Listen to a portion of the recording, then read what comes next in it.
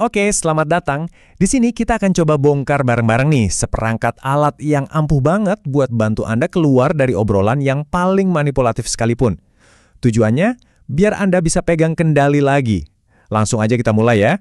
Pasti pernah kan ngalamin hal kayak gini? Awalnya Anda masuk ke sebuah obrolan, yakin banget sama pendirian Anda, pas keluar kok malah jadi bingung, ragu sama diri sendiri, dan rasanya tuh capek banget, emosi terkuras habis. Kalau Anda pernah ngerasain ini, Anda nggak sendirian. Dan ini penting, itu bukan salah Anda. Itu adalah sebuah taktik. Nah, biasanya ada dua taktik nih yang sering banget kita temui. Yang pertama, gaslighting. Ini tuh usaha buat muter balikin kenyataan sampai Anda sendiri mikir, jangan-jangan gue yang gila ya. Yang kedua, narsisme.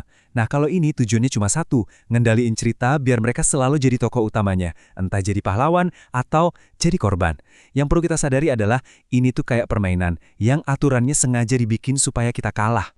Oke, sebelum kita pakai alat-alat tadi, kita harus ngerti dulu nih medan perangnya.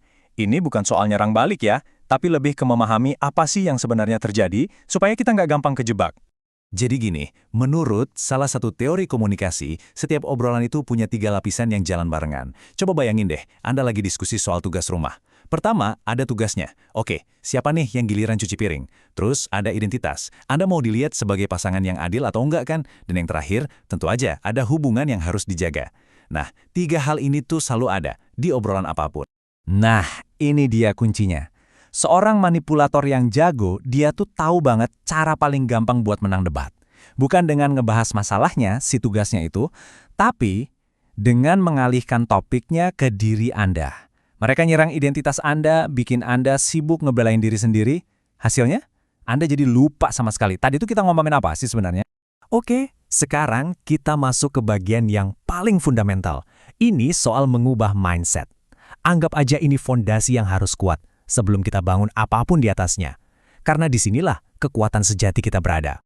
Mungkin kedengarannya agak aneh ya, soalnya kita kan sering mikir yang paling banyak ngomong, dialah yang pegang kendali. Padahal, justru sebaliknya, kendali yang sebenarnya itu datang waktu kita berhenti bereaksi dan mulai mendengarkan. Coba pikirin deh, dengan dengerin, Anda ngumpulin informasi. Anda bukan cuma ngeluarin emosi, bukankah itu jauh lebih kuat? Nah, kita masuk ke alat praktis yang pertama, sesuatu yang bisa langsung Anda coba. Ini cara buat mendinginkan situasi tanpa harus nyerah atau bilang iya sama hal yang nggak Anda setujui. Sebut saja teknik melucuti senjata. Penting banget buat diingat, validasi itu bukan persetujuan. Beda banget. Anda nggak bilang, kamu benar. Kalau bilang gitu ya Anda nyerah dong. Sebaliknya Anda bilang, oke aku ngerti kenapa kamu ngerasa kayak gitu. Anda mengakui perasaan mereka, bukan fakta mereka. Ini pembeda yang sangat-sangat penting. Logikanya simpel.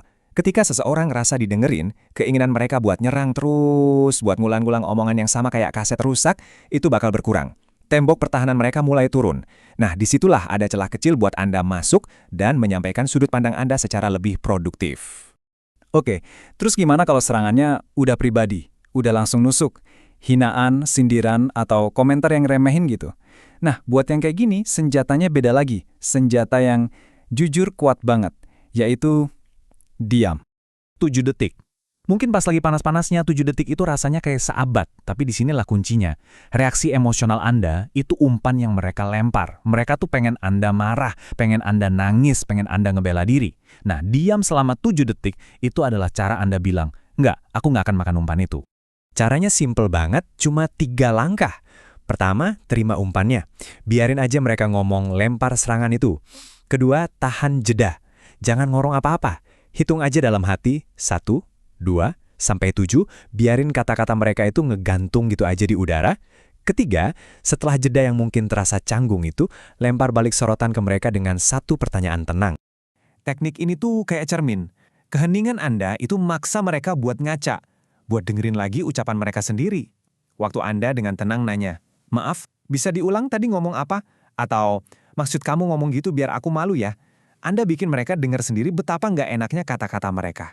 Tanpa perlu Anda marah-marah. Dan seringnya, kalau udah gitu, mereka bakal mundur sendiri.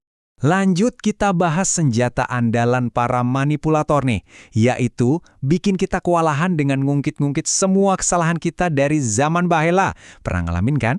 Jadi, pernah gak sih Anda lagi debat soal piring kotor, tiba-tiba topiknya loncat ke omongan Anda 6 bulan yang lalu, terus nyambung lagi ke kejadian liburan tahun lalu. Nah, itu namanya clumping atau numpuk-numpuk masalah. Semua isu, semua kesalahan digabung jadi satu bola salju raksasa yang dilempar ke arah Anda. Nah, disinilah saatnya Anda membalikan keadaan pakai strategi mengiris. Daripada Anda sibuk nangkis longsoran tuduhan, sekarang Anda yang ambil kendali. Anda dengan tenang bilang, tunggu.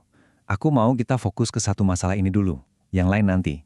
Anda pecah bola salju raksasa itu jadi irisan-irisan tipis yang lebih gampang diurus. Semua teknik yang udah kita bahas tadi bakal jauh lebih ampuh kalau Anda punya fondasi internal yang kuat. Jadi, di bagian terakhir ini kita akan bahas soal itu. Gimana caranya membangun inti diri yang nggak goyah? Gimana caranya jadi jangkar di tengah badai? Ini jangkar verbal Anda. Kalimat-kalimat simpel kayak oke dicatat, atau makasih infonya, atau makasih udah berbagi pandanganmu. Perhatiin deh, kalimat-kalimat ini tuh netral. Anda cuma ngasih tahu kalau Anda dengar, tapi Anda nggak ngasih reaksi emosional yang mereka pancing-pancing. Anda nggak setuju, Anda juga nggak ngebantah, Anda cuma jadi jangkar yang kokoh. Metafora ini kena banget. Coba bayangin, manipulator itu lagi gali lubang drama. Dia berharap Anda bakal ikut loncat ke dalam, ikut berdebat, ikut ngebelain diri. Tugas Anda gampang, cuma berdiri aja di pinggir. Jangan, ikut, loncat. Dan ini mungkin perubahan pola pikir yang paling penting. Di obrolan kayak gini, menang itu bukan soal ngebuktiin Anda benar dan dia salah. Bukan. Kemenangan yang sebenarnya adalah saat Anda bisa keluar dari obrolan itu dengan perasaan tenang dan harga diri Anda masih utuh. Menjaga kedamaian batin Anda, itulah piala yang sebenarnya. Jadi coba bayangin ini. Obrolan itu kayak kapal di tengah badai. Si manipulator itu angin kencang yang coba bikin kapal Anda terbalik. Kalau Anda bereaksi pakai emosi, itu sama aja kayak Anda gebiarin mereka menang. Tapi, teknik-teknik tadi, itulah jangkar Anda. Anginnya boleh aja mengamuk, tapi kapal Anda akan tetap stabil, kokoh, dan gak akan tenggelam. Pertanyaannya sekarang, dari semua alat tadi, mana yang akan Anda pakai duluan?